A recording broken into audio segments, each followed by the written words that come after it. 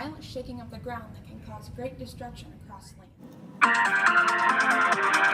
An earthquake is what happens when two blocks of earth slip past one another. The surface where they slip is called the fault line. The fault line is where the earthquake occurs. When preparing for an earthquake, you want to make sure you have extra food and water, which may include a water bottle, a can of soup, or a cereal bar. Some extra things you might want to have set back would be a flashlight, batteries, a blanket, or an extra pair of clothes.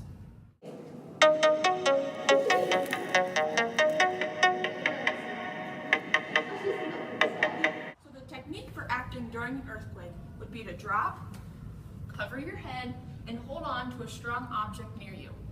Also, during an earthquake, you want to make sure that you stay clear of glass because it can be dangerous.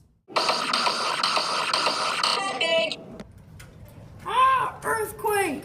What? Oh my God! What do I do? Ah! Oh my God! Oh my God! Where's the glass? Glass! Glass! Where is it? Where is it? Oh my God! What do I do? What do I do? Things are falling! Oh my God! Oh no, there's an earthquake. What? Oh my God! Better get into a position.